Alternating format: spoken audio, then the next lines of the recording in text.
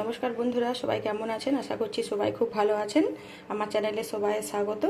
আজ আমি বানিয়েছি মটর আলু টিক্কি চাট। আজকের রেসিপি মটর আলু টিক্কি চাট। আপনাদের যদি ভালো লেগে থাকে তাহলে লাইক, শেয়ার, কমেন্ট করবেন, সাবস্ক্রাইব করে পাশে থাকবেন।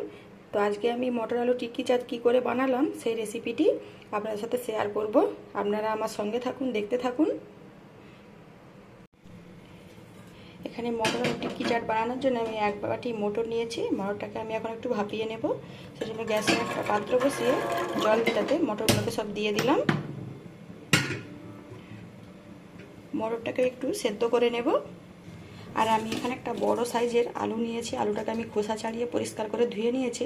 এই আলুটাকে আমি এই যে গ্রেটার আছে, গ্রেটারের সাহায্যে গ্রেট করে নেব। এভাবে করে গ্রেটারে করে গ্রেট করে নেব।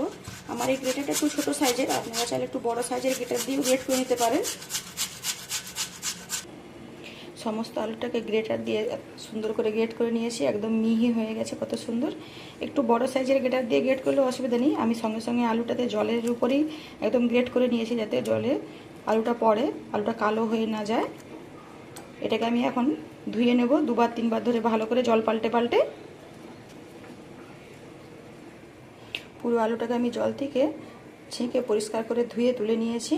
একদম শুকনো শুকনো করে নিয়েছি। এই দেখুন বন্ধুরা, একটা আলু আমার কতটা হয়েছে। এটাকে এখন আমি সাইডে সরিয়ে রেখে দেব। যে মটরটা সেদ্ধ বসিয়েছিলাম সেটা দেখে নিতে হবে কতটা সেদ্ধ হয়েছে।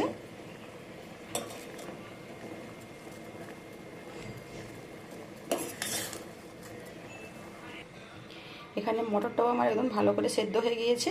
তো মটরটাকে আমি এখন নামিয়ে নেব। একটা চুবড়িতে আমি মটরের সব জলটা ঝারিয়ে নিয়েছি। এখানে গ্যাস জ্বালিয়ে গ্যাসে একটা কড়াই বসিয়ে দিয়েছি। দিয়ে দিচ্ছি অল্প একটু তেল, আর ফোড়নে দিয়ে দিচ্ছি গোটা জিরা। এখন এর মধ্যে যে মটরটা আমি সেদ্ধ করে রেখেছিলাম সেটা দিয়ে দিলাম। দিয়ে একটু হালকা করে নেড়ে নিচ্ছি। এর মধ্যে একে একে দিয়ে দেবো ধনে গুঁড়ো, চাট মশলা, দিয়ে দিচ্ছি অল্প একটু লঙ্কা গুঁড়ো। আমি আর জিরে গুঁড়ো দিলাম না, গোটা জিরে দিয়েছি সেই জন্য। দিয়ে দিচ্ছি পরিমাণ মতো লবণ, আর দিয়ে দিচ্ছি অল্প একটু চিনি। দিয়ে সব কিছুকে একসাথে ভালো করে মিক্স করে নেব। সব কিছুকে ভালো করে মিক্স করে নিয়েছি। একটা মেশার দিয়ে এভাবে এটাকে ম্যাশ করে নেব।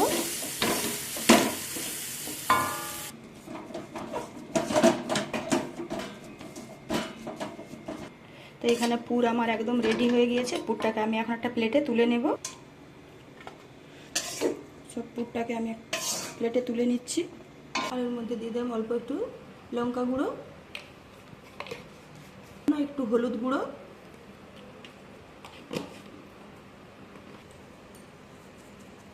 দিয়ে দিচ্ছি অল্প একটু ভাজা মশলা, আর এর মধ্যে দিয়ে দিচ্ছি 2 চামচ কর্নফ্লাওয়ার।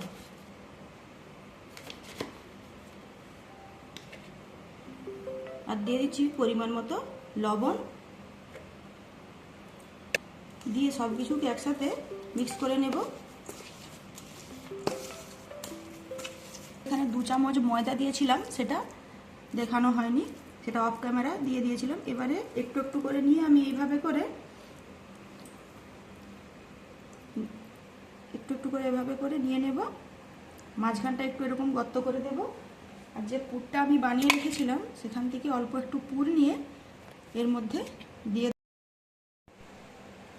মাঝখানে এভাবে একটু পুর দিয়ে দিলাম। দিয়ে উপর থেকে আবারও একটু এভাবে করে নিয়ে টিক্কির আকারে এভাবে করে শেপ দিয়ে নেব। এভাবে করে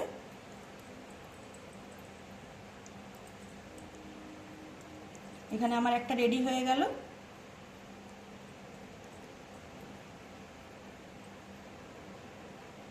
এভাবে করে তৈরি করে নেব। একইভাবে করে আমি সবগুলোকে বানিয়ে নিয়েছি। আমি এখানে 5টা বানিয়ে নিয়েছি। গ্যাসে একটা ফ্রাইং প্যান বসিয়ে দিয়েছি। এর মধ্যে দিয়ে দেব তেল, দিয়ে দিচ্ছি কিছুটা সাদা তেল। তেলটা গরম হয়ে গিয়েছে, তো এবার আমি একে একে টিক্কিগুলো দিয়ে দেব।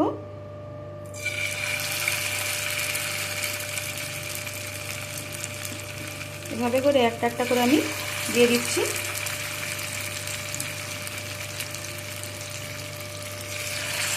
প্রথমে 3টে দিয়ে ভেজে নিব।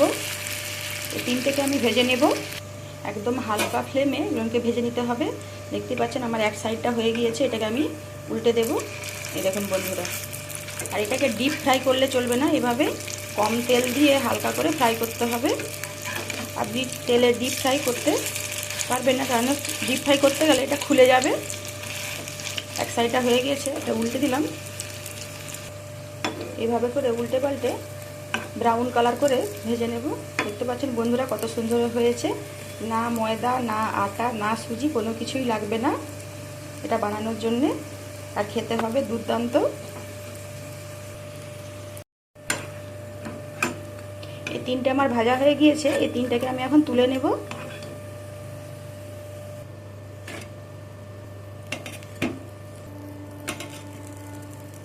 এখানে যে আরও 2টো রয়েছে, এই 2টাকেও আমি একইভাবে ভেজে নেব।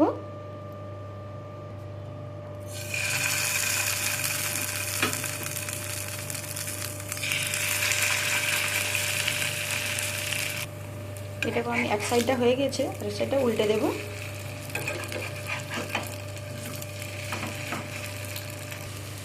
বিকেলে চায়ের সাথে খেতে তো দুর্দান্ত লাগবে। একবার এভাবে বানিয়ে দেখবেন, বাড়িতে খুব সুন্দর হয় খেতে। এ দুটোও আমার ভাজা হয়ে গিয়েছে লাল লাল করে, একদম ব্রাউন ব্রাউন করে। এ দুটোকেও আমি এখন তুলে নেব।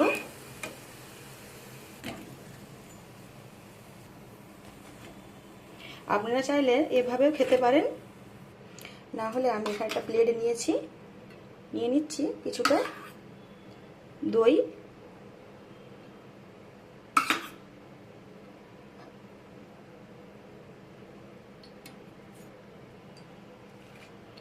এর উপর দিয়ে দিলাম 2টো টিক্কি, উপর থেকে দিয়ে দিলাম দই,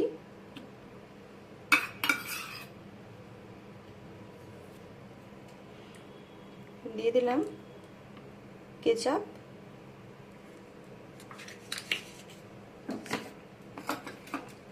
যদি ঝাল খেতে পছন্দ করে দিয়ে দিচ্ছি রেড চিলি সস।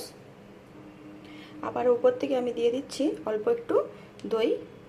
আপনাদের কাছে যদি ঝুরি ভাজা থাকে তো এর উপরে আপনারা ঝুরি ভাজা দিয়ে দেবেন, তাহলে খেতে আরও খুব সুন্দর লাগবে। আমার কাছে ছিল না, সেই জন্য আমি দিতে পারলাম না। এভাবে একবার খেয়ে দেখবেন, দুর্দান্ত লাগে খেতে।